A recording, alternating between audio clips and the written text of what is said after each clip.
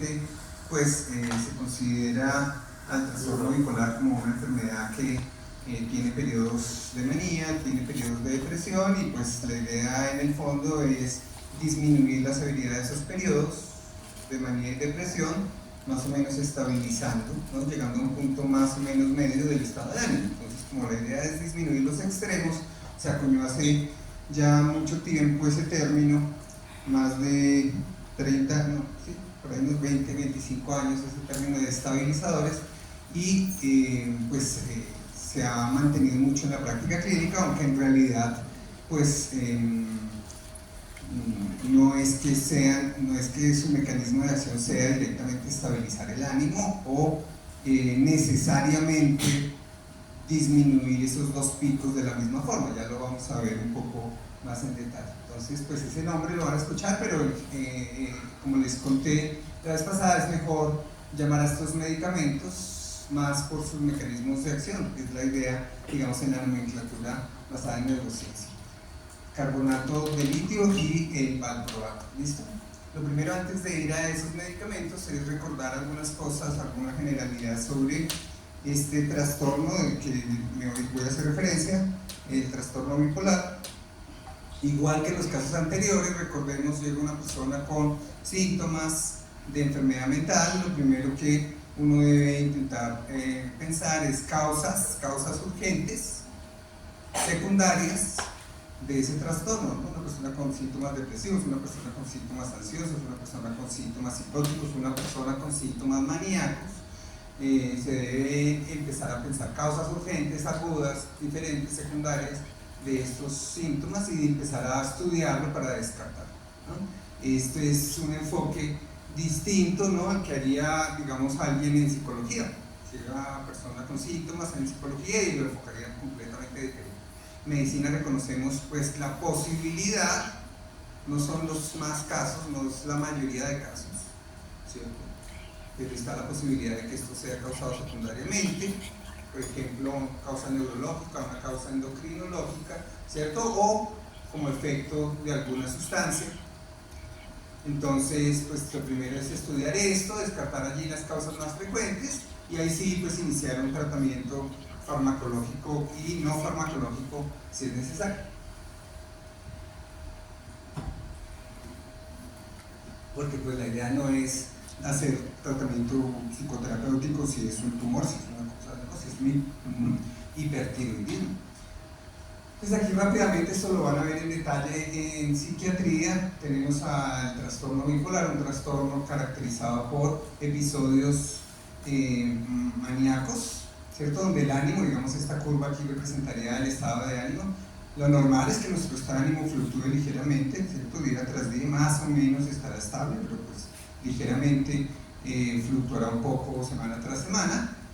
Pero pues estos episodios ya son muy severos, episodios que duran varios días, una semana, de un estado de ánimo exagerado, expansible, irritable, ¿cierto?, asociado, digamos, a otra variedad de síntomas. Entonces, si un episodio dura más de una semana y es clínicamente es significativo y es bastante severo, pues lo llamamos episodio maníaco. Ese episodio maníaco pues puede durar allí varias semanas sin tratamiento. Entonces la idea es iniciar un tratamiento tan pronto sea posible, y pues lo más grave del episodio maníaco realmente es que, pues como cambia la conducta tan severamente, la persona puede incurrir en cosas muy peligrosas para ella o para otras personas, ¿no? Empezar a, pues, por ejemplo, a vender sus cosas, empezar a tener conductas agresivas, o empezar a tener conductas sexuales inapropiadas, o empezar a tener allí pues una cantidad de problemas para ella. Entonces la idea es evitar todo eso. Entonces, en un trastorno bipolar se necesita que haya por lo menos un episodio maníaco, ¿sí? Básicamente la característica del diagnóstico es eso. Algunos de los pacientes han tenido episodios depresivos previos, no es necesario, pero pueden pasar. Otros pacientes van a tener episodios depresivos posteriores, y la probabilidad de recurrencia de episodios maníacos es muy alta. Es tan alta la probabilidad de que esto recurra, sobre todo pues si los factores que precipitaron los eventos continúan, pues que por eso es necesario iniciar tratamientos farmacológico y no farmacológico prontamente. ¿Sí? En un episodio, en un paciente tradicional, pues es frecuente encontrar que hay una historia familiar o que hay una historia pasada allí de eventos, ¿sí? Que hay espacios de remisión prolongados, eso es lo típico. De todas formas, recuerden que en neurología, en psiquiatría, la variabilidad de los casos es lo que predomina, ¿no? Hay unos criterios, hay una, digamos, hay una forma típica de presentación de los casos, que es lo que ustedes van a leer en los libros allí y se van a encontrar con ese tipo de pacientes en el 30, 40, 50% de las veces, pero el resto hay una gran cantidad de variabilidad y formas allí de presentarse distintas.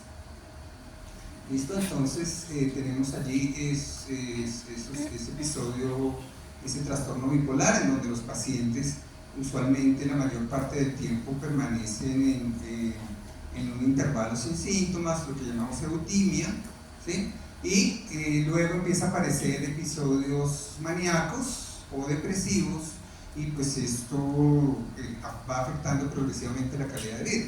Aquí en el trastorno bipolar, tener en cuenta que no es una enfermedad que vaya deteriorando tanto el individuo como es la esquizofrenia. La esquizofrenia sí es una enfermedad que poco a poco va generando un deterioro. Aquí no, aquí los intervalos libres de episodios, usualmente el paciente está bastante bien, no hay un deterioro significativo, ¿no? Pero pues obviamente los problemas sociales son muy importantes. En general, la fisiopatología de este trastorno se conoce poco, precisamente por lo que no tiene tanto deterioro y la prevalencia es un poco inferior a la esquizofrenia. Bueno, como similar, son trastornos que son muy difíciles de estudiar en vivo, digamos a nivel celular o a nivel, digamos, ya fisiológico, y saber exactamente qué le está pasando a las células es muy difícil. También tener modelos animales de estos trastornos ha sido difícil, los hay, pero no son tan buenos. Entonces saber exactamente qué está pasando no es fácil. ¿Qué se sabe? Pues que igual que los otros trastornos que hemos nombrado, hay factores ambientales, ¿sí? Factores sociales, factores económicos, etcétera, factores que rodean al individuo, que van a estar en las causas de la enfermedad y van a ayudar a precipitar los episodios y van a ayudar a agravar la enfermedad con el tiempo. Y además factores de pronto más del pasado, como el trauma infantil o abuso, etcétera, y genéticos. Hay factores genéticos allí en esta enfermedad. Se sabe que la heredabilidad de estas enfermedades es importante.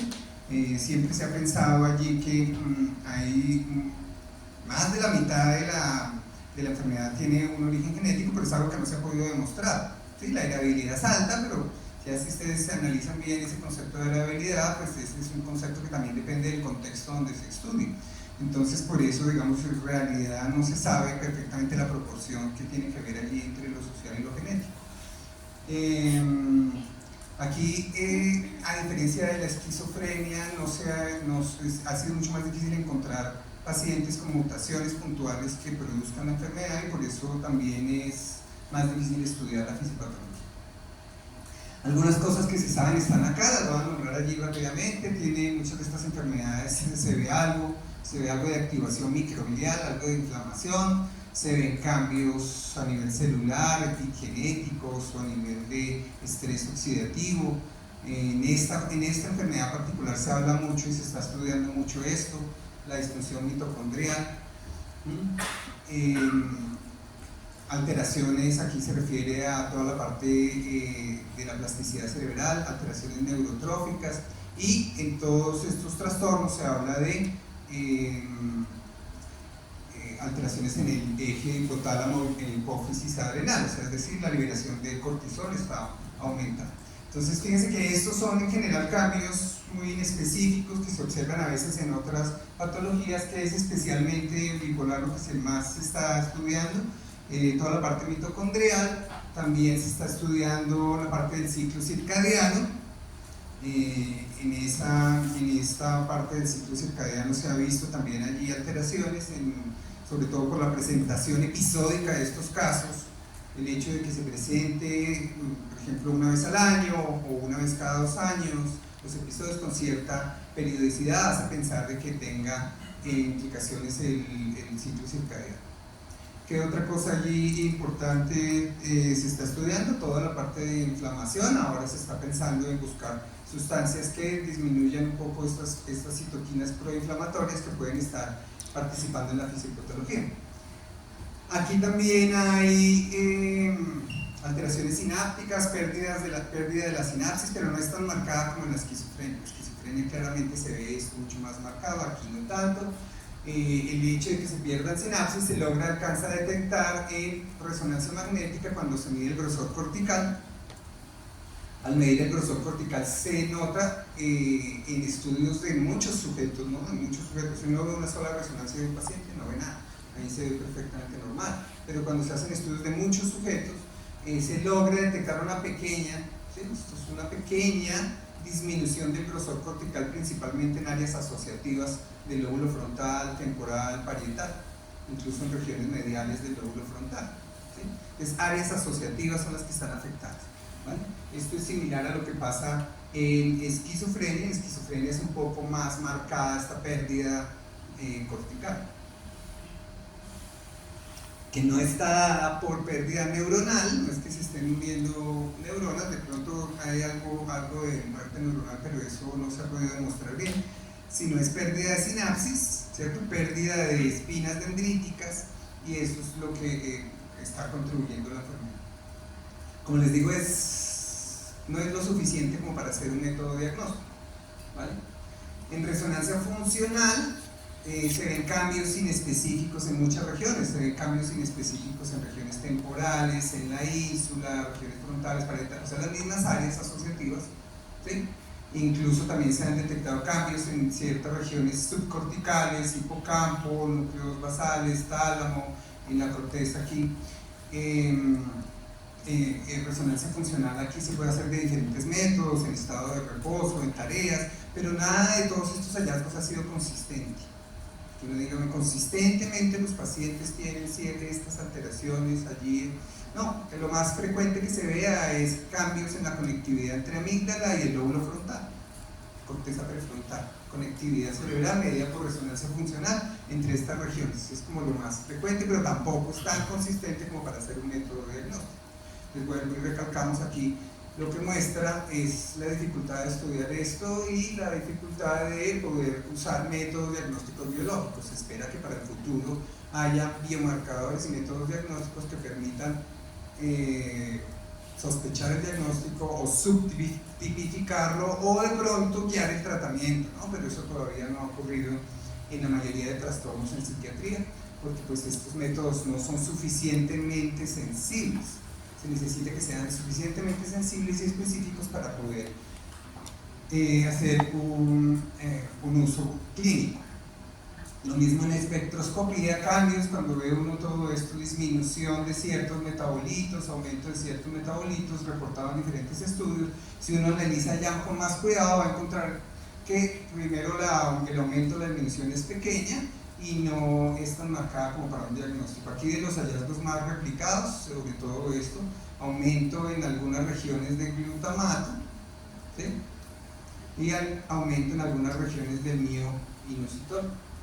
Tenemos por aquí un visitante que no sé si lo ven, un mosquito que está ahí tratando de leer la diapositiva.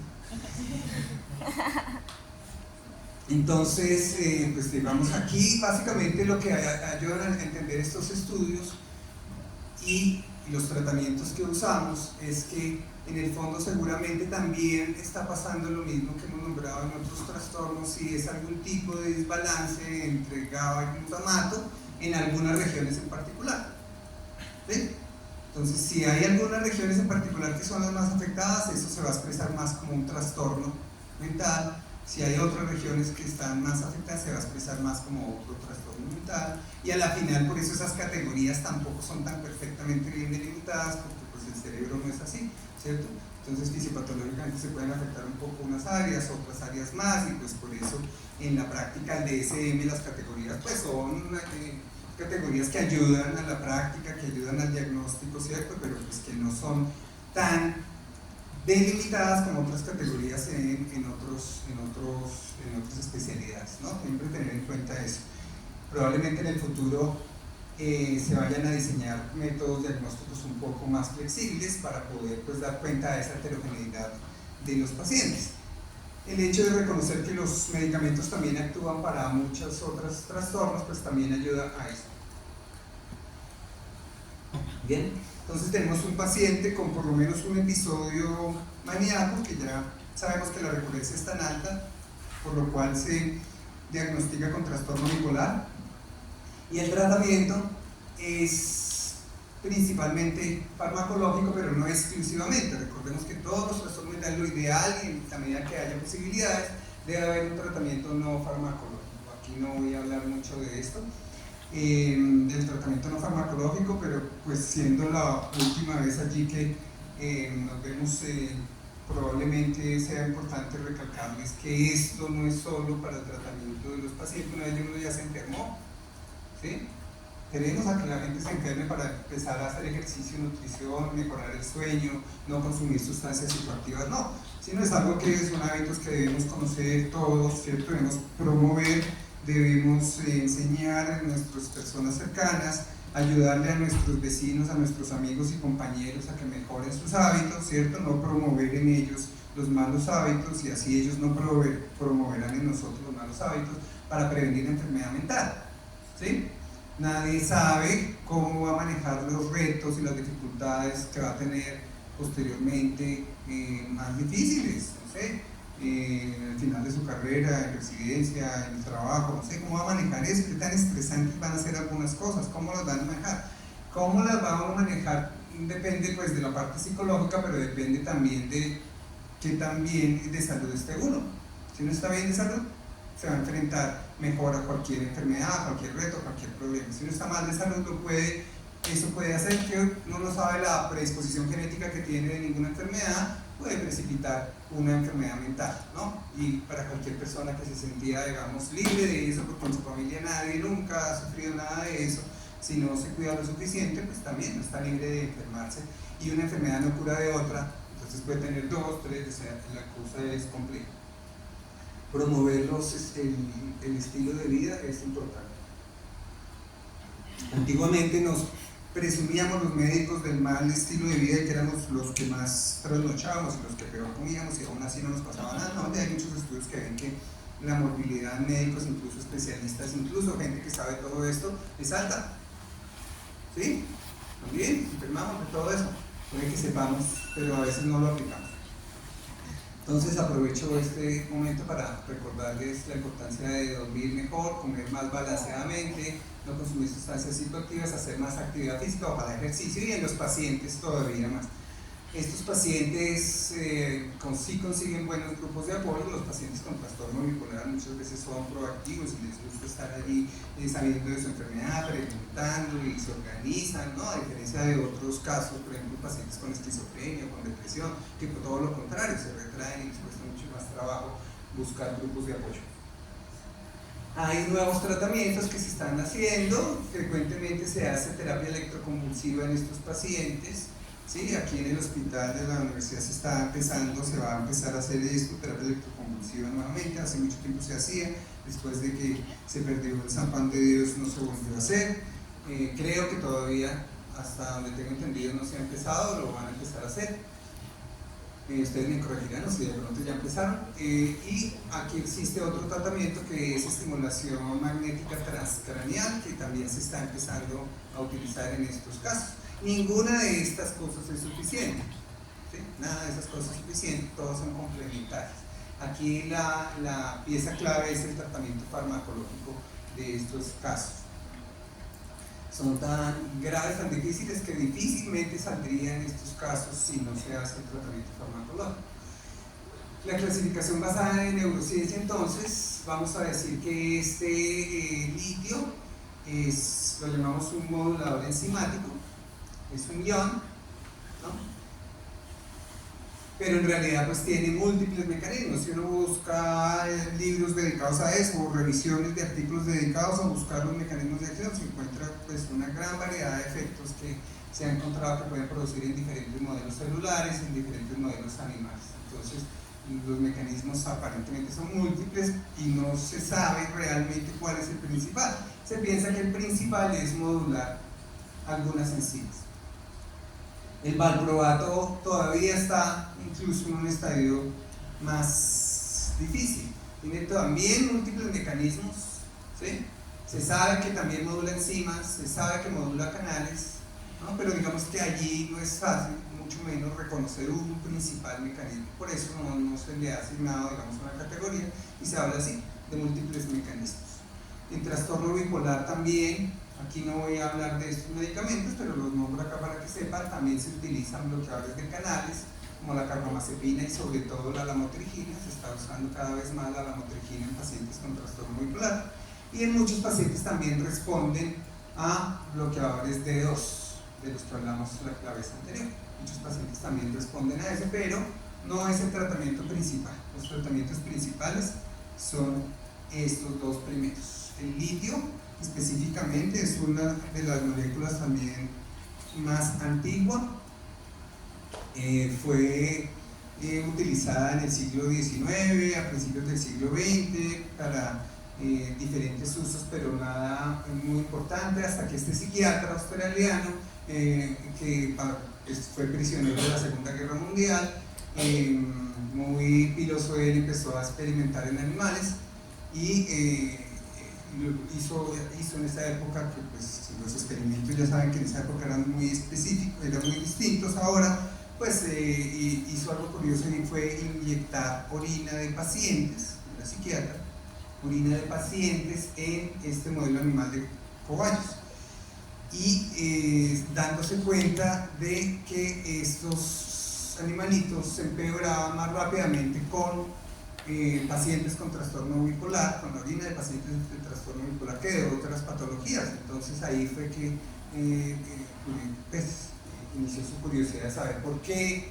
tenía la orina allí de estos pacientes que hacían enfermar rápidamente a estos animalitos. Experimentando, encontró que el litio lo tranquilizaba, calmaba a estos animalitos, y después de varios experimentos decidió experimentar allí consigo mismo. Tomó dosis de litio ya sabiendo por la literatura previa y por su propia experimentación que no producía aparentemente nada grave. Luego inició con pacientes y publicó en 1949 el primer serie de 10 pacientes con trastorno bipolar, también pacientes con psicosis, viendo que eran los pacientes con episodios maníacos aquellos que se mejoraban con el litio, ¿sí? Entonces demostrando pues que este medicamento tenía una utilidad. Y a pesar de esto, igual como pasa siempre, pasan muchos años en que la gente empieza a entender las posibilidades y hacer estudios más serios. Entonces actualmente se administra el litio en diferentes sales, principalmente lo que se consigue acá es carbonato de litio. En otros países se venden estas otras sales, citrato, orotrato, pero aquí lo que se consigue es carbonato de litio, ¿vale? Entonces, ¿qué indicaciones tiene? Fíjense que aunque se descubrió esto y se empezó a estudiar desde la década de los 50, la aprobación allí pues fue más tardía. En los 70 se aprobó allí episodios agudos de manía en trastorno bipolar, y luego terapia de mantenimiento en trastorno bipolar, ¿sí? Aquí está el principal uso de este medicamento, en terapia de mantenimiento de trastorno bipolar. Un paciente que se le inicia litio en la fase aguda, pues la idea es continuarlo durante el mantenimiento, ¿no? Y allí durante el mantenimiento la idea es que luego de que pasó el primer episodio, pues no haya recurrencias, no haya recaídas allí, no haya otros episodios maníacos. En eso el litio es muy bueno, en prevenir, ¿sí? Como profilaxis, prevenir las recurrencias de los episodios. Prolonga esos periodos allí asintomáticos, ayuda a que los episodios sean menos severos. La otra el otro factor allí importante del litio aquí es que ayuda a disminuir la ideación suicida. Se ha visto y se ha estudiado que es la única sustancia de todo ese grupo que disminuye la tasa de suicidios. Esa es una cosa importante allí con el litio. Otra cosa importante con el litio es que se está estudiando como neuroprotector. Parece que estas sustancias, pues el ácido valproico también se especula, pero tiene menos evidencia, sobre todo el litio sí tiene un poco más evidencia de que puede ser un medicamento útil para enfermedades neurodegenerativas. Se está estudiando allí. Hay buenos estudios, sobre todo en Alzheimer, que están viendo que en personas con deterioro cognitivo leve aparentemente ayuda a prolongar retrasar el inicio de la enfermedad. Parece ser neuroprotector. Todavía falta estudios más a largo plazo, estudios más grandes para poderlo tener bien claro. Esos estudios se están haciendo actualmente y de pronto en algún futuro se recomienda el litio en personas de cierta edad o personas con deterioro cognitivo leve. Todavía no, pero tiene un buen chance porque hay buena evidencia de que puede ser neuroprotector. Y como les conté, pues tiene otros usos también. Aquí el principal uso es como coadyuvante en trastorno depresivo mayor. A veces en casos resistentes a otros medicamentos se utiliza como coadyuvante para potenciar o aumentar el efecto de los otros medicamentos. ¿Listo? Esto sería como los usos. Fíjense que tiene varios usos en neurología y en psiquiatría, pero claramente el principal es en trastorno bipolar, ¿no? Aquí con esta grafiquita que les mostré hace un momento, entonces aquí lo clave es que el uso del litio está dado principalmente, a donde es más útil, donde es más eficaz, es en los episodios maníacos, ¿cierto? Aquí en los periodos libres de síntomas para prevenir las recurrencias, ¿vale? Menos efectivo en la depresión bipolar.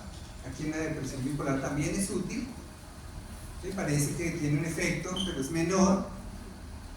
Entonces diríamos que aquí es frecuente que se necesiten o se utilicen otros medicamentos, pero aquí es el uso principal y pues esta es la característica del trastorno bipolar, ¿no? Los episodios maníacos. Allí es donde diríamos que el efecto terapéutico del litio es mayor. Mecanismo de acción del litio es un poco más complejo que lo que hemos visto en otros casos. Recordemos que el litio, pues una vez se absorbe, es un catión que atraviesa allí la barrera hematoencefálica, entra a las células por canales de sodio, no hay canales de litio propios, entra por canales de sodio, ¿sí? Probablemente por otros canales catiónicos, y allí afecta enzimas intracelulares, ¿sí? Entonces este es principalmente allí el mecanismo de acción. No es sobre receptores de membrana o sobre transportadores allí de la membrana, etcétera. Estos son otros efectos de otros medicamentos que vimos, ¿no? Para entender un poquito allí ese mecanismo de acción, recordemos allí que los iones pues tienen un efecto dado por su concentración, ¿sí? Un efecto a corto plazo rápido. Si hay aumento allí de la concentración de protones, ¿no? Puede haber allí un cambio en el pH. Si hay un aumento en la concentración de sodio, hay una despolarización de la membrana, ¿cierto? Si hay un aumento en la concentración de potasio, el potasio es muy importante dentro de las células. En las células mantienen unas concentraciones de potasio muy estables. Un aumento allí o una disminución grande de la concentración de potasio puede producir problemas allí en la interacción iónica de las proteínas y producir problemas incluso a nivel de la expresión genética. El calcio sí que todavía más tiene alteraciones diferentes dadas por cambios de la concentración, ¿no? Entonces es de esperar que un cambio en las concentraciones de litio podría tener un efecto agudo, pero el litio se encuentra en muy pequeñas concentraciones en el cuerpo, ¿sí? Entonces por eso es que no se ha podido evidenciar, digamos, nada muy claro. Está por ahí unas 100 veces menos concentrado en el cuerpo que estos otros iones, o sea, la concentración es mucho más baja.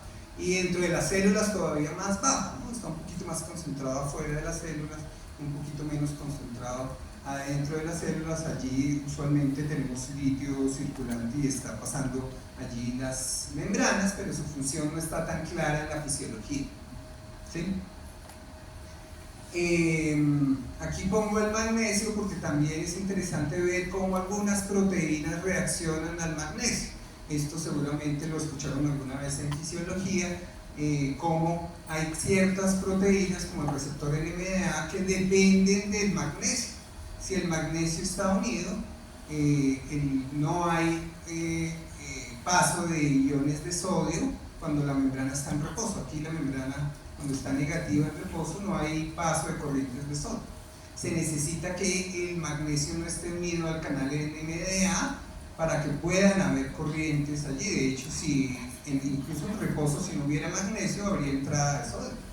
¿Sí? Entonces ahí le damos a entender que estos iones, a pesar de ser tan pequeños, están ejerciendo una interacción allí iónica en algunas proteínas, ayudándoles a funcionar, a modular su efecto, su mecanismo de funcionamiento, ¿no? Entonces, una de las cosas que se ha encontrado es que el litio se puede unir a ciertas proteínas y cambiar su funcionamiento. O el litio puede desplazar al magnesio, ¿sí? En algunas proteínas que dependen del magnesio puede desplazar al magnesio y modular su funcionamiento. Entonces ahí ya podemos entender, haciendo estas analogías con otros iones o con el magnesio aquí en esta proteína, entender cómo solo un ion, ¿no? El litio, una molécula o una sustancia tan pequeñita, se puede unir y cambiar las interacciones electrostáticas allí con las proteínas y cambiar cómo una enzima va a trabajar, ¿no? Modular una enzima. ¿Por qué es modulador enzimático? ¿Cierto? Al unirse a proteínas como enzimas va a cambiar ligeramente su funcionamiento. No tanto como a inhibirlas totalmente, sino a modularlas. Frecuentemente se habla de inhibición, pero uno debe pensar más en modulación de esas enzimas. Se ha encontrado que el litio entonces modula, cambia el funcionamiento de muchas proteínas, de muchas enzimas. Una de las principales está en este ciclo aquí que vemos. Muchos receptores acoplados a proteínas G, sería una proteína que muchos receptores utilizan como segundos mensajeros la fosfolipasa C. Esta fosfolipasa C permite el clivaje allí de el fosfatidilinositol trifosfato allí en diacilglicerol y en IP3, ¿sí?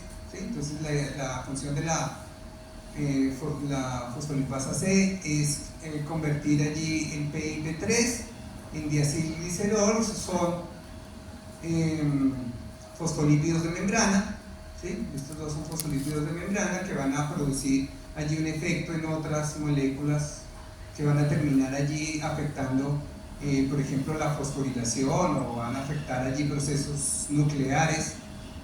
El IP3 en particular es muy importante allí para, a través de su propio receptor, la liberación de calcio intracelular. Entonces, una de las cosas que se piensa allí, o que se ha visto en modelos animales, es que la regulación del calcio intracelular parece estar afectada en esta enfermedad.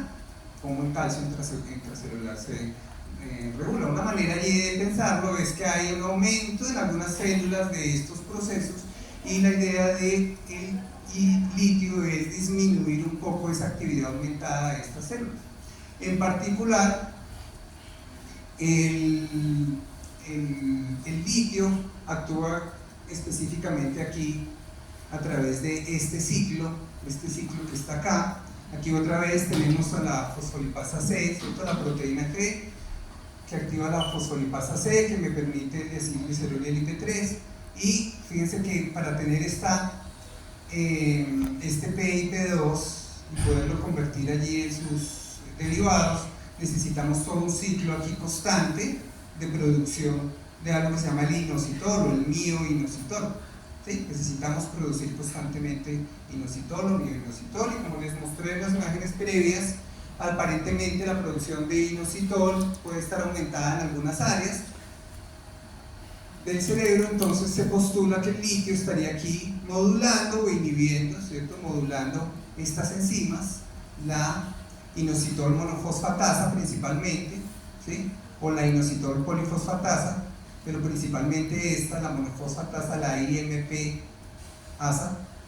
¿Sí? Este sería el mecanismo del litio, modulando o inhibiendo esta enzima para producir menos inositol, que es necesario para obtener este fosfolípido, el PIP2, fosfatidilinositol bifosfato, ¿sí? Que es necesario para producir estos otros mensajeros, ¿vale? Entonces, al disminuir este proceso, al tener menos inositol disponible, pues en teoría esto va a modular la producción allí de muchos mediadores, ¿no? Y de muchos procesos.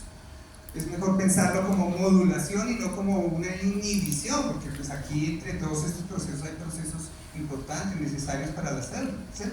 ¿Sí? Básicamente la idea es que en ciertas zonas del cerebro, así estaríamos pensando, en ciertas zonas del cerebro estaríamos modulando procesos que están aumentados, ¿sí? A nivel intracelular, ¿vale? Esto sí es difícil un poco para nosotros allí llegar a entender todos los procesos moleculares, y pues imagínense, para la mayoría de personas allí poder entender cómo funcionan, ¿no? Por eso es que popularmente los medicamentos en psiquiatría se ha propagado la idea de mecanismos demasiado simples que muchas veces no son tan ciertos, ¿cierto? Como que aumenta o disminuye la serotonina, que solo hace esto. Muchas veces no están así, mucho menos acá, y por eso pues a veces es muy difícil pues que los pacientes entiendan allí estos mecanismos, ¿no? Entonces recuerden estas dos enzimas, principalmente esta, la inositol monofosfatasa sería la principal enzima allí modulada o inhibida, pero como les dije, pues en realidad este es un ion que al entrar a la célula va a modular muchas otras enzimas. Entonces allí en los libros ustedes encuentran pues todo esto, ¿no? Cualquier libro allí de farmacología van a encontrar que modula no solo esta enzima o la polifosfatasa, sino también pues muchas otras. Frecuentemente en muchos textos hablan de la glicógeno sintetasa quinasa 3, entonces también pues la van a escuchar allí bastante, pero pues en general, digamos, con que entienda uno ahí un poco cómo un ion es capaz de modular, afectar un proceso enzimático, ya está bastante bien allí en cuanto a esos mecanismos. En la resonancia magnética con litio, esos estudios de muchos pacientes, se ha visto que se logra con el tiempo recuperar ligeramente esa pérdida del grosor cortical, ¿sí? Nuevamente esto en áreas asociativas, ¿no? Esto es en áreas principalmente asociativas del lóbulo frontal o del lóbulo parietal, pero recuerden que esto es leve, ¿no? Si es difícil detectar la disminución del grosor cortical, pues todavía aún más detectar la recuperación y el aumento del grosor cortical. Esto se hace uniendo montones de resonancias, ¿no? Usualmente más de 100 en muchos pacientes, bien seleccionados, y se logra ver que hay algo allí de recuperación y que está asociado pues a la mejoría de los pacientes. Entonces pues efectivamente sí parece pues haber un efecto biológico, ¿no? La crítica siempre a la neurología, a la psiquiatría, cualquier parte de la medicina en donde todavía no existen métodos diagnósticos precisos es, bueno, pero ¿cómo lo sabemos en verdad, ¿no? Que en un paciente en particular en verdad esto está pasando, si no lo podemos demostrar allí, pues desafortunadamente todavía la medicina tiene mucho que lograr, la neurociencia mucho que descubrir hasta que se consigan biomarcadores más precisos. Por ahora vamos a depender principalmente de la parte clínica. En cuanto a la eficacia en manía, el litio es un poquito más eficaz que el valproato. Son similares en general, pero un poquito más eficaz el litio que el valproato. No hay muchas diferencias, no hay una diferencia significativa, digámoslo así, no hay una diferencia significativa claramente. En muchos pacientes pues responden mejor a otros medicamentos, pero recordemos que pues muchos de estos medicamentos tienen otros efectos secundarios, y al final el principal uso del litio está en prevenir recurrencias, ¿no? En la parte de mantenimiento, y no vamos a hacer mantenimiento con ninguno de todos estos medicamentos. Entonces por eso se necesita usar litio o valproato inicialmente, ¿sí? Para prevenir las recurrencias y disminuir la ideación suicida. Los efectos secundarios también lo podemos entender un poquito si pensamos en esos mecanismos fisiopatológicos. Si vemos que todos estos iones al ingresar a las células pueden tener en demasiada concentración problemas, ¿no? El litio pues todavía más, porque no tiene claramente un método allí de regulación para regular las concentraciones de potasio y de sodio. Tenemos a la famosa sodio-potasio ATPasa, ¿cierto? Y tenemos otras bombas o otros intercambiadores allí para regular las concentraciones de calcio, por ejemplo, o de estos mismos iones. Entonces estos iones están muy bien regulados en las células, pero no hay un método de regulación, no, las células no tienen allí un transportador o una forma de regular las concentraciones de litio, ¿sí? Entonces es de esperar que con el tiempo en algunas pacientes se pueda acumular. Entonces los efectos secundarios los podemos explicar en general por la acumulación de ese ion lenta pero progresiva allí intracelular, ¿sí? En algunos pacientes, sobre todo en pacientes pues, que tengan problemas renales o pacientes que tengan dosis demasiado elevadas, ¿no? Ya una intoxicación por el medicamento. ¿Cuáles son? Son muchísimos los posibles efectos secundarios que encuentran allí ustedes descritos en cualquier libro allí de farmacología, cardiovasculares, del sistema nervioso central, dermatológicos, endocrinos, gastrointestinales, pues, claro, es que es un ion que está entrando a todo el cuerpo, a todos los sistemas, ¿cierto? Puede producir afectación en cualquier sistema general, pero pues va a haber algunos de estos efectos más frecuentes que otros, y eso es lo que quiero que se concentren en cuáles son los efectos secundarios que hay que prestar atención de toda la cantidad posible que hay, cuáles son los que más frecuentemente hay, los ven acá. Efectos a nivel principalmente renal, se observa poliuria, polidipsia en consecuencia, frecuentemente, produce aumento de peso, ¿sí? Usualmente es entre 2 y 6 kilos en promedio, sobre todo al principio, luego ya no sigue progresando, esta es una ventaja. Es menor este aumento de peso que el producido por otros medicamentos como los que nombramos anteriormente, por ejemplo la quetiapina, la olanzapina, que producen un aumento de peso, o la levonormacina, que produce un aumento de peso mayor. El temblor postural, el temblor es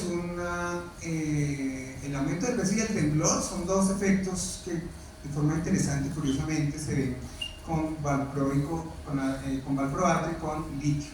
Entonces estos son efectos característicos de estos medicamentos. Temblor postural. También puede producir aquí en la parte neurológica muchos otros efectos, como algo de sedación o, por ejemplo, ataxia, que es allí una afectación en la coordinación. Y luego tenemos efectos a nivel hematológico, leucocitosis, hipotiroidismo, en su mayoría, mayor porcentaje de esto, ¿sí? El 25%, digamos, o el mayor porcentaje de esto sería subclínico, el menos porcentaje de hipotiroidismo clínico. Por eso es que aquí ya uno viendo esto se está imaginando cuál es la monitorización de este medicamento, ¿no? Qué pruebas debe tomar, qué debe analizar en los pacientes, en el examen físico, ¿cierto? En el examen neurológico, cómo monitoriza a estos pacientes con exámenes paraclínicos, ¿vale? Otro efecto frecuente es el acné, lesiones acneiformes. Es un efecto frecuente, por eso es frecuente que a los pacientes les recomienden usar, por ejemplo, protección solar o limpieza pues, de la piel para evitar estos efectos de acné. Náusea y diarrea, efectos gastro. Esto ya es mucho menos frecuente, afectación del electrocardiograma, aplanamiento de la onda T, que usualmente no requiere nada, o sea, no es tan grave. Lo grave es llegar aquí de pronto a un bloqueo sintomático, que es mucho menos frecuente. ¿Listo?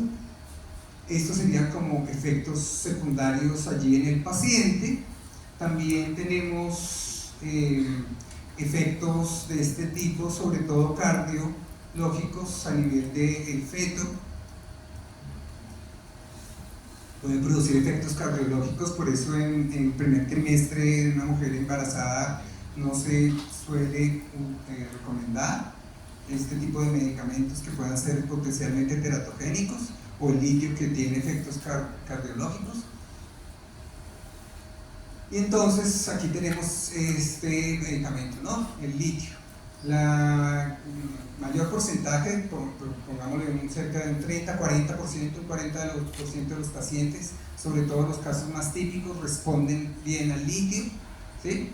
En caso de no respuesta al litio, pues buscamos reemplazarlo por valproato, y también un buen porcentaje de los pacientes que no respondieron al litio responderían al valproato, ¿sí? Un poco menos, pero también un buen porcentaje, otro 30%, y ya pues habrá otro grupo de pacientes que necesiten otros medicamentos, o a veces combinaciones de ellos, ¿no?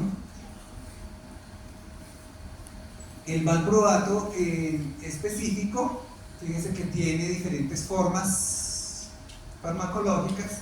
En el mundo se consigue como valproato de sodio, lo venden también como ácido valproico, lo venden como divalproato de sodio, lo venden como valproato de magnesio. Entonces tiene diferentes formas, independientemente de la forma como se administre. Al disolverse y al absorberse, el cuerpo ya lo transporta allí como un ion, ¿no? Como valproato, un anión. Entonces fíjense allí algo interesante, y es que el litio es un catión, ¿cierto? El valproato se transporta e ingresa a las células como un anión, ¿sí? Pero sus efectos usualmente en la enfermedad, o sea, antimaníacos, sus efectos para el trastorno bipolar no ocurren inmediatamente.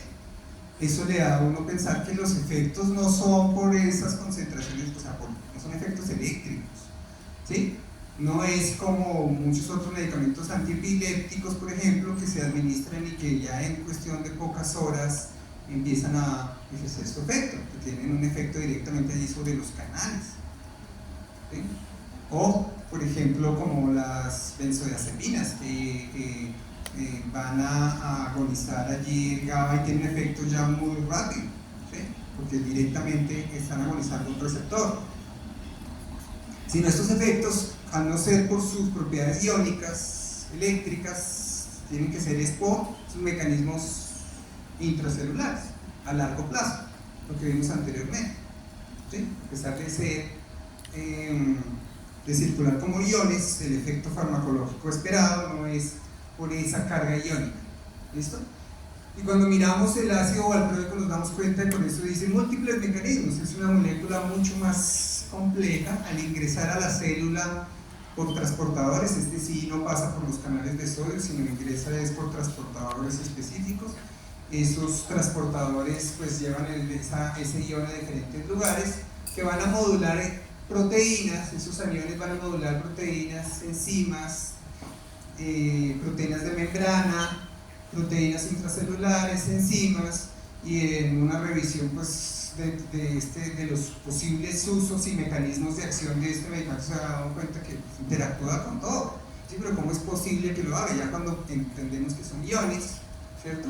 Y que están modulando las proteínas, que están modulando enzimas, pues entendemos que claro, es posible que hagan eso, ¿no? Que tengan efectos mucho más complejos. Entonces, por ejemplo, en epilepsia se habla frecuentemente de la modulación allí de los canales de GABA o de los canales de glutamato, ¿cierto? En trastorno bipolar se habla también entonces de diferentes enzimas. Aquí, por ejemplo, aparece la GSK3B también y muchas otras. Esto aquí hay solo algunas, muchas otras. Entonces, en el fondo, pues básicamente el mecanismo de acción es similar, ¿sí? Está modulando proteínas y enzimas intracelulares. Proteínas de membrana y enzimas intracelulares, todavía de forma mucho más diversa, nada predominante. A veces en los libros de farmacología enfatizan estos tres efectos, ¿sí? Por ejemplo, si ustedes miran Gottman, allí enfatiza estos tres efectos: la prolongación de la inactivación del canal de sodio. Recuerden que el canal de sodio tiene tres fases, no solo está abierto y cerrado, sino tiene una fase inactiva, y esa fase de inactivación pues le permite disminuir allí esa función excitatoria allí de ese canal, esa entrada de sodio, es prolongar la inactivación del canal de sodio, igual que otros medicamentos antiepilépticos. El valproato lo hace también, principalmente a nivel intracelular. Facilitación de la inhibición GABAérgica, ¿no? Aquí modulando el canal, ¿sí? Modulando el canal facilita un poco esa activación, pero si uno mira en detalle aquí, sobre todo hablan de enzimas de síntesis del GABA. Es una de las cosas que frecuentemente se encuentra uno en la literatura. Enzimas de síntesis del GABA aumenta. Al modular esas enzimas aumenta la liberación de GABA, entonces estaría ayudando a inhibir un poco algunos procesos, y este es un efecto, la inhibición de canales tipo T, que en epilepsia es importante, sobre todo en crisis de ausencias. Aquí en trastorno bipolar no se ha visto que esto sea tan importante, la modulación de canales de calcio tipo T. Esto es más relacionado al efecto de ese tipo de epilepsia en general. Ya ustedes vieron antiepilépticos, seguramente vieron allí que el ideal es la etosuximida, pero frecuentemente se utiliza el ácido valproico para esas epilepsias, crisis de ausencia. Entonces estas serían, digamos, para hacer énfasis en cosas específicas de la membrana que está haciendo el valproato, pero ya sabemos pues que es realmente una molécula muy diversa que está modulando allí muchos procesos, y al igual que el litio, también se ha logrado detectar efectos a nivel del grosor cortical, de hecho un poco más allí con el valproato, pero esto no redunda en que a largo plazo los pacientes estén necesariamente mejor, pero sí se logra detectar con esos estudios grandes. En el 2018 se hizo un estudio donde se recogieron bases de datos de imágenes de muchos países y se hizo un estudio gigantesco, y estos resultados partieron de ahí, ¿no? Pero hacerlo aquí sería muy difícil porque además se necesitan equipos de mucha potencia. También en estudios se ha visto que con resonancia funcional se pueden detectar cambios en la conectividad. Aquí, por ejemplo, en un estudio en particular, de donde obtuve esta imagen, en este estudio se veían cambios en la conectividad cerebral entre estas dos zonas, ¿no? Entre zonas del cíngulo y zonas allí parietales, cambios en la conectividad allí con el valproato, el litio, o con personas en controles, y viéndose que el litio producía más cambios en la conectividad que el ácido valproico, que el valproato, ¿no? Y que los dos tendían a producir más cambios en la conectividad que los controles. Igualmente acá pasa lo mismo. Mira uno la literatura y en un estudio reportan cambios de conectividad en un lugar, en otro, a veces más, a veces menos. No hay nada que consistentemente se produzca en los pacientes, desafortunadamente, ¿no? Cuando se pensó en hacer el DSM-5, se pensó que estos hallazgos que estaban creciendo iban a poder ser usados como biomarcadores para el DSM-5, pero luego de varios años de discusión se dieron cuenta que no iba a ser posible, porque todavía estaba esto en pañales, y sigue en pañales, pero no es por que no existan los cambios, sino más probablemente es primero porque hay mucha variabilidad entre pacientes, ¿no? En el futuro tendremos que subtipificarlos, y segundo, probablemente porque la tecnología no está suficientemente avanzada, hay que seguir mejorando la parte tecnológica, ¿no? Entre más podamos desarrollar la resolución espacial y temporal de estas técnicas, es probable que se puedan empezar a encontrar cosas más específicas.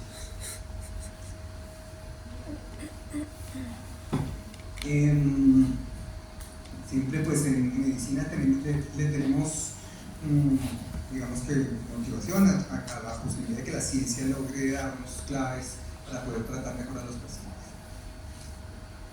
Las indicaciones del valproato, la primero, y pues por eso se le conoce más como antiepiléptico, fue la epilepsia durante mucho tiempo. hasta pues mucho tiempo después, en la década de los 90, cuando se descubrió que tenía un uso en episodios maníacos y en trastorno bipolar, y fue aprobado para eso. Y ahí fue cuando les dije que apenas salió el valproato y se encontró que algunos antiepilépticos tenían un efecto en el trastorno bipolar, fue cuando se empezaron a hablar de estabilizadores. Ese fue el momento en que empezó la gente a hablar con esa etiqueta, pero pues en realidad digamos que el nombre no es tan bueno, puede ser usado, pero no es tan bueno, pensando en que pues, los mecanismos de acción pues, son más diversos, uno, y dos, que el efecto que tienen está dado principalmente sobre la fase maníaca, ¿sí? No tanto sobre la fase depresiva. Entonces, pues no lo hacen simétricamente, ¿sí? Si uno pensara en un estabilizador, pensaría que pues, sería una sustancia que actuaría simétricamente estabilizando el estado de ánimo, pero tiende a tener más acciones sobre los síntomas maníacos. Entonces, pues no es tan perfecto ese nombre de estabilizador. Se pensó que podía ser utilizado en migraña, sirve para la prevención de algunos casos, pero se usa actualmente poco en eso, porque hay medicamentos más seguros, más fáciles de usar y más efectivos para esto. Entonces se ha dejado de usar allí en prevención de migraña. Lo que sí se usa más frecuentemente es para manejar síntomas del comportamiento, por ejemplo, impulsividad, en demencia, en trastornos de la personalidad, y también se usa ocasionalmente como otros antiepilépticos. Seguramente lo vieron, que hay algunos antiepilépticos que se usan para dolor principalmente neuropático. Entonces, aquí nuevamente vemos que estos medicamentos, por eso etiquetarlos solo como antiepilépticos, pues tienen más usos, ¿cierto?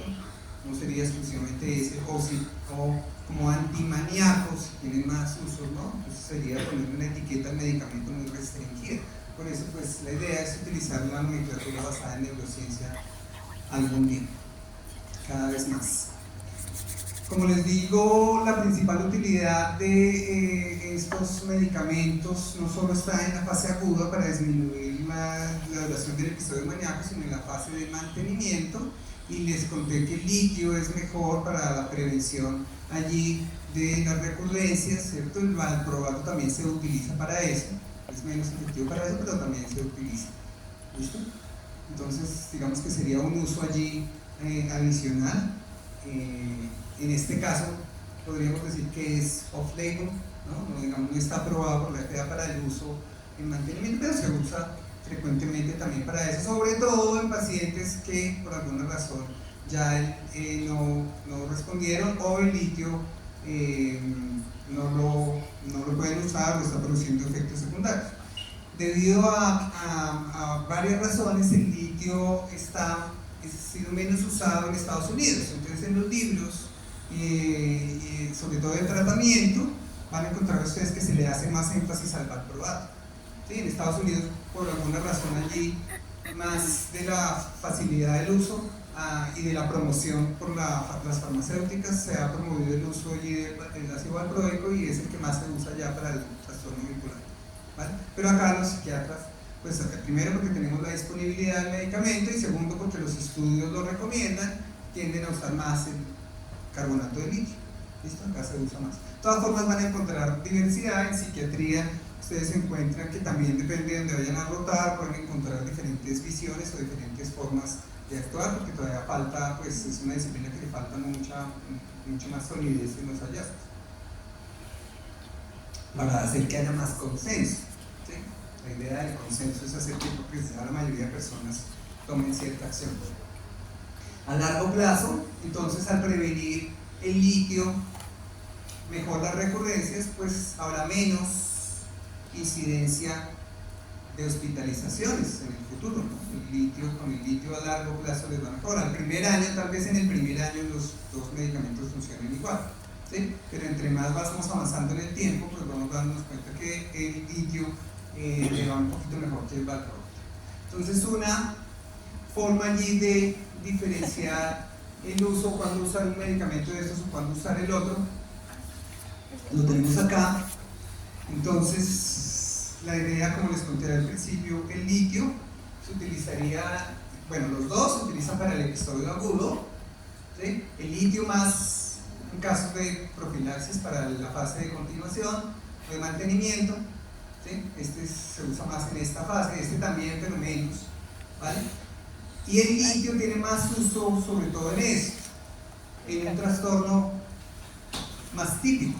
¿Listo? Cuando un paciente tiene como una historia de trastorno bipolar más típica, por ejemplo, lo que les mostré anteriormente, con un episodio maníaco claro, de pronto episodios depresivos previos, con antecedentes familiares, ¿cierto? Con periodos de remisión largos, ¿sí? Que es lo típico en trastorno bipolar, que tenga periodos de remisión largos, con pocos episodios previos, es decir, que el paciente no esté ciclando, ¿sí? No esté pasando frecuentemente de una fase a otra, tenga pocos episodios previos, ¿sí? O que tenga riesgo de suicidio o que tenga riesgo de suicidio, tenga ideación suicida, ¿sí? Y adicionalmente que tenga menos comorbilidades. Ya vimos que en el litio, que tiene muchos posibles efectos secundarios en muchos sistemas, ¿cierto? Un paciente más joven en el trastorno bipolar tiende a presentarse en personas jóvenes inicialmente, entonces un paciente más joven sin comorbilidades, pues estaría más indicado el litio, y allí sería donde el litio respondería, en esos pacientes responderían mejor, ¿sí? Esa es como la idea. Por el contrario, si es un paciente que es más atípico, tiene varios episodios previos, de pronto está ciclando un poco más, ¿no? O tiene más comorbilidades, pues de pronto en ese caso podríamos pensar en iniciar por valproato, ¿sí? Usualmente el que más se usa, bueno, hay formas genéricas y hay formas comerciales, todas las formas que les mostré, el que más se usa es el divalproato sódico. Aquí luego viene una cosa muy importante, y es que el efecto de ambos medicamentos tarda varios días en evidenciarse, ¿cierto? Entonces el paciente llega a una fase aguda, en esa fase aguda usualmente se le administran otros medicamentos, por ejemplo benzodiazepinas, y esas benzodiazepinas se mantienen con el paciente hospitalizado, ¿cierto? Durante varios días, mientras empezamos a titular el litio y empieza a hacer su efecto aproximadamente entre 7 y 14 días después, a pruebas de 10 días, es lo que usualmente dicen frecuentemente. En ambos casos, ¿vale? Hay literatura que dice que de pronto el ácido valproico actúa un poco más rápido, pero en la parte clínica los clínicos siempre enfatizan en que las diferencias realmente no son significativas. Los dos tienden a demorarse varios días, más de 7, usualmente 10 días, y empezar a ver allí los efectos. Entonces, como la idea es que con el mismo medicamento que se hizo el tratamiento agudo, pues se haga el mantenimiento, ¿no? Entonces, pues siempre tenemos que pensar en eso. Por eso lo ideal sería en muchos casos empezar con litio para continuar el mantenimiento con ese mismo medicamento. Los efectos secundarios o efectos adversos mejor, del valproato son menos extensos, también son frecuentes. Los principales están acá: gastrointestinales, ¿vale? Gastrointestinales, ambos medicamentos, el litio y el ácido valproico, es mejor administrarlos con las comidas, tienden a producir efectos gastrointestinales que son transitorios en realidad, mientras que ahí aumenta allí la tolerancia al medicamento. Son efectos que duran unos días, transitorios, y van disminuyendo, ¿no? Con el largo plazo van disminuyendo. La prevalencia en estudios a largo plazo es más o menos en lo que se haya presentado, 20-22%. Unos efectos que vamos a considerar más importantes, por los cuales tienden a disminuir la adherencia a estos medicamentos, sobre todo el temblor, es un efecto que los pacientes consideran muy molesto, por lo cual es importante pues explicarles que esto es usualmente algo que no sigue progresando, ¿sí? Se puede manejar, ¿vale? Por ejemplo, con beta bloqueadores. La idea allí es que pues estos síntomas neurológicos, pues es parte de esa monitorización, ¿no? El paciente llega y dice, pues hay que ver, vigilar, preguntar si ha tenido efectos a nivel del estado de conciencia, somnolencia, tiene algún efecto de sedación o temblor. Estos medicamentos, los dos, tienden a producir eso. Mareo frecuente, aumento de peso. Aquí con el aumento de peso no es tan marcado como los bloqueadores D2, pero pues aquí es más importante que el del litio, ¿sí? Entonces por eso hay que monitorizar ese aumento de peso. Y fatiga, que sería otro. Aquí también luego tendríamos otro listado largo de posibles efectos secundarios. Seguramente los vieron allí cuando vieron epilepsia, ¿no? Más efectos posibles. Aquí les estoy poniendo solo los principales. Efectos que haya que tener allí mucho cuidado, teratogénico. Seguramente ya les nombraron que ácido valproico es una de las sustancias más teratogénicas, entonces contraindicado en el ante el embarazo, ¿sí? Antiguamente se hablaba solo de los efectos en el primer trimestre, más evidentes, por ejemplo, problemas en el cierre del tubo neural, ¿sí? Ese era como el efecto que durante mucho tiempo se conoció y se le hizo más importancia. Se pensaba que era solo durante el primer trimestre que deberían restringirse, pero ya cada vez más se hacen estudios con varios medicamentos antiepilépticos, sobre todo en donde se ha visto que sigue teniendo efectos neurológicos durante toda la gestación. Es frecuente que los pacientes tengan problemas con el neurodesarrollo posterior, problemas de aprendizaje, problemas cognitivos, o sea, en general leves, pero pues así sean leves, no, pues es grave que un niño limite su potencial o su desarrollo cognitivo debido a un medicamento. Entonces pues se intenta evitar, se intenta contraindicar durante la gestación. Siempre de todas formas pues hay que ver también, como todo, ¿no? el riesgo-beneficio, ¿no? Una persona que sea de pronto que tenga episodios agudos también puede tener consecuencias graves, ¿no? Suicidio, o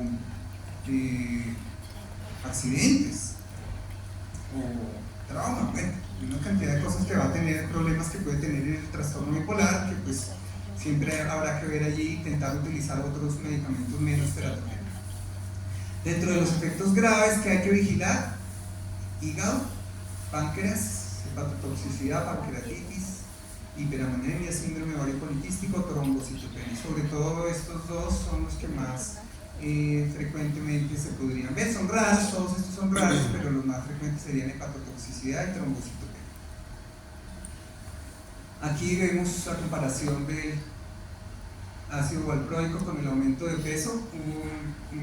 Una circunstancia es que en general no solo es mayor, sino tiende a ser un poquito más progresivo, no llegar a niveles tan altos como ciertos medicamentos con efecto antipsicótico, pero igual sí es clínicamente importante, mientras que el efecto del litio en el peso no es tan dramático y tiende a estabilizarse con el tiempo, ¿sí? En el valproato sí es más importante. Entonces aquí recordar que no solo por el aumento de peso, sino en general por el bienestar de los pacientes, pues siempre tenemos que tener allí las medidas no farmacológicas, la posible derivación a endocrinología si está, si consideramos que de pronto se beneficia de algún otro tratamiento, etc. En el perfil farmacocinético de estos medicamentos, aquí se los dejo comparados. Los dos tienen una vida media relativamente larga. A pesar de eso, como tienen efectos gastrointestinales frecuentes, al principio se recomienda dividir las dosis, ¿sí? Usualmente se divide en 2 o 3 tomas, excepto una formulación del valproato que es de liberación prolongada. Esa sí a veces se utiliza una sola vez al día. Metabolismo, aquí en particular el litio no se metaboliza, circula libremente, la excreción es principalmente renal, casi más del 90%, 95% renal.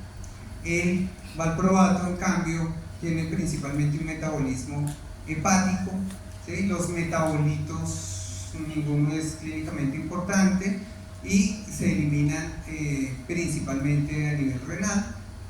La biodisponibilidad de estos dos es bastante grande, ¿sí? un poquito menor la del divalproato sódico que les conté, que es uno de los que más se usa, pero usualmente en ambos casos es mayor al 90%, tiene buena biodisponibilidad. El litio no se une a proteínas, el valproato sí, se une a la albúmina bastante. Entonces aquí tiene una comparación de cómo se tiende a monitorizar esos dos medicamentos, lo que les estaba nombrando de que vamos a prestarle atención dependiendo del medicamento usado a cierto examen o cierta función, diferente en cada caso, ¿no? En ambos casos puede haber temblor o sedación. En el litio usualmente lo que más molesta es el temblor, en el ácido valproico están las dos, lo que usualmente molesta un poco más es la sedación. En el litio, por los efectos renales, hay riesgo a largo plazo, en pocos casos, en menos del 5% de los casos de problemas ya graves renales, falla renal, pero aún así pues eso es importante, entonces por eso se monitoriza cada 6 meses la función renal. Lo mismo, es poco frecuente, pero la función hepática se monitoriza cada 6 meses con el valproato. La idea es hacer esos controles. La función tiroidea por el riesgo de hipotiroidismo con el litio, el cuadro hemático, sobre todo las plaquetas por el riesgo de trombocitopenia. Esto sí es muy importante, por eso se recomienda basal al mes y a los 6 meses. En el caso del electrocardiograma, principalmente el litio. En ambos casos, monitorizar el peso. Ya sabemos que es un poco más con el ácido valproico, ¿sí? Por eso se tiende a continuar esa monitorización prolongada allí de la glicemia y el perfil lipídico. El calcio es algo que a veces se recomienda en algunos casos que se han descrito de afectación de la paratiroides. Y una de las características aquí de estos medicamentos, a diferencia de los otros que hemos nombrado en sesiones anteriores, es que se pueden monitorizar por niveles de concentración en sangre. Esa es una característica de estos medicamentos. Lo que se suele pedir mucho más son la litemia, o sea, los niveles de litio. Básicamente la idea es que el medicamento se inicia, se va titulando y a los 5 días de llegar a 900 miligramos, a la dosis mínima efectiva, a los 5 días de la dosis mínima efectiva, se empiezan a pedir niveles, ¿sí? Niveles en sangre, litemia. Y luego cada mes, por 6 meses, y luego cada 6 meses. Entonces, lo que dicen siempre las recomendaciones es que si el medicamento se puede monitorizar, ¿sí? Se utiliza adecuadamente, se va titulando y se monitoriza que los niveles, que el paciente se lo esté tomando adecuadamente y que los niveles estén dentro del rango adecuado, pues en general es un medicamento bastante seguro, ¿sí? No se observan efectos de toxicidad, o sea, es decir, la concentración se relaciona bastante bien con los efectos farmacológicos, con los efectos adversos. Por eso, aquí en este caso es muy útil el monitoreo de esto, y eso se hace muy frecuentemente. Los pacientes se los toman, se lo pueden pedir, se lo van a hacer a los pacientes, ¿vale?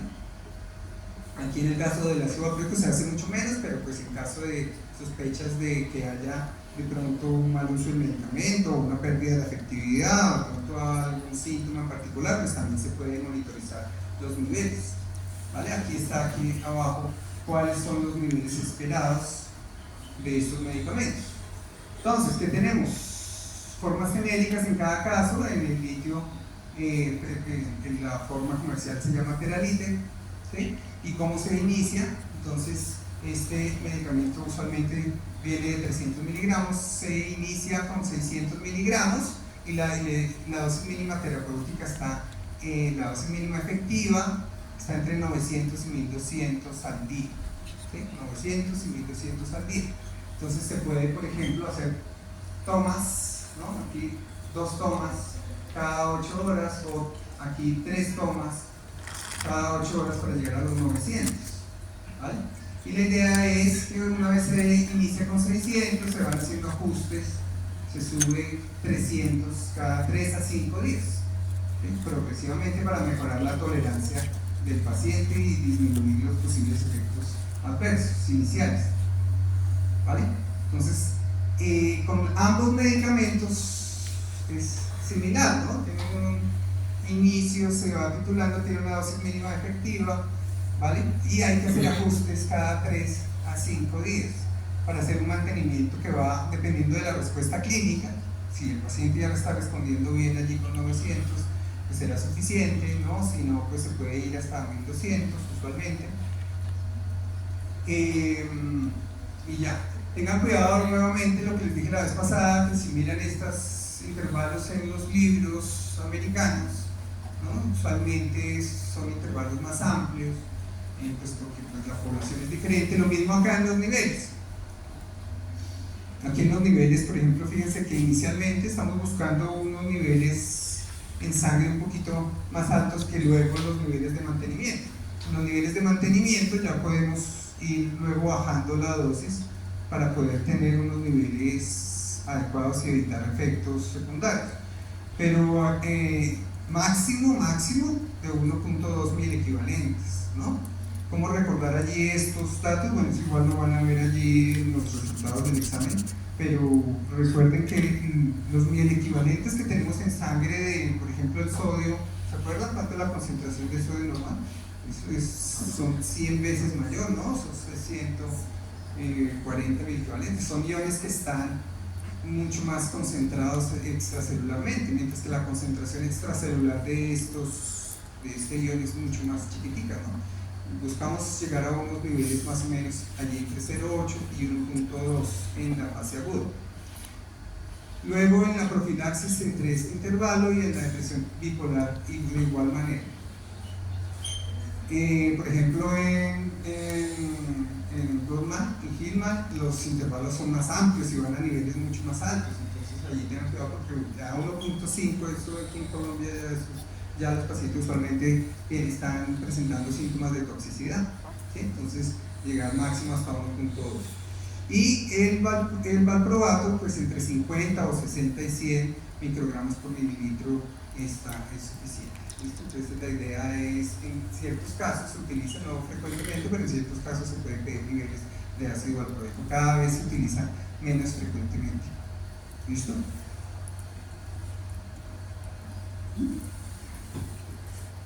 No les... la idea de hoy, pues ya están ustedes acabando, es allí no llenarlos de más información. Algunos de esos otros medicamentos que se utilizan ocasionalmente para esto, como los que tienen efecto antipsicótico y otros antiepilépticos, ya los vimos, ya los nombramos, se utilizarían de forma parecida, pero como ustedes en particular, en el rural o medicina general o incluso en otras especialidades van a utilizar principalmente estos dos, litio o valproato, pues la idea es enfocarse, y fue lo que intenté hacer en estas 4 sesiones que tuvimos, como enfocarnos en cuáles son los medicamentos que principalmente van a utilizar, ¿sí? Es normal que luego pasen por estos semestres que vienen y vean poco de psiquiatría y se olviden muchas de estas cosas, pero pues tener estos apuntes ahí a la mano, y luego en psiquiatría van a enfocarse sobre todo en diferentes formas de farmacoterapia, ¿no? Recordar pues siempre que tienen todos los textos de farmacología a la mano para revisar y recordar allí las particularidades de cada medicamento. La dificultad que tienen los textos es que pues van a hablar siempre de muchos medicamentos, entonces ya por lo menos saben ustedes cuáles son los más frecuentes y los que más van a utilizar. ¿Listo? Finalmente, pues recordarles y enfatizar, ya que no nos volvemos a ver, es la importancia de la salud mental. No sé si ustedes a veces pasan uno por psiquiatría y ve enfermedades, pero no habla tanto de salud, ¿sí? No sé por qué siempre todo el mundo asume que alguien ya les debió haber dado eso. Creo que en primeros semestres ustedes tienen algo de esto, de salud mental, ¿no? ¿Tuvieron? ¿No? Primeros semestres. Entonces, la salud mental actualmente se concibe relacionada a la salud cerebral, tiene muchos componentes, ¿no? Y la idea siempre es que, como todo, si yo soy efectivamente capaz de aplicarlo en mí, hacer los cambios para mí, ¿sí? O para mi círculo cercano, o para mis vecinos, mis compañeros, si yo logro tener una salud mental en mi entorno cercano, es más probable que sepa cómo hacerlo y sepa cómo promoverlo en los pacientes, ¿no? Que no pase como el especialista que está intentando explicarle a alguien lo que debe hacer cuando él absolutamente no lo hace, ¿sí? No tiene sentido. Tenemos que aprender a modificar nuestros y cambiar nosotros mismos, mejorar en este sentido, tener mejor salud mental, mejorando nuestros hábitos, mejorando la comunicación, las relaciones con las personas, las relaciones entre ustedes, las relaciones con los docentes, cuidarnos entre todos un poco mejor. Y probablemente de esa forma, si lo aprenden a hacer, van a poder cuidar mejor a sus pacientes, si no, va a ser más difícil, ¿vale? Entonces, lean sobre ese tema, que lo he visto mucho. Lo digo porque a mí, cuando me empezó a interesar en pregrado, incluso me fui a tomar clases en la Facultad de Psicología. Yo me fui para allá, me metí allá, como uno acá se puede meter, me metí allá a clases y empecé a aprender de psicología desde pregrado. ¿Sí? Entonces vi la importancia de aprender de cosas de psicoterapia. Yo no tengo formación obviamente en psicoterapia, pero he leído montones de psicoterapia. ¿Por qué? Porque me gusta, es bonito, se sirve aplicarlo para uno. ¿Sí? No tiene uno que pensar que va a ser psicoterapeuta, no necesariamente. Va a aplicar todas las cosas para uno, su vida, para sus relaciones personales. Entonces, les recomiendo mucho, aparte de todos los libros de farmacología, les recomiendo muchos libros de psicoterapeutas famosos, muy bonitos.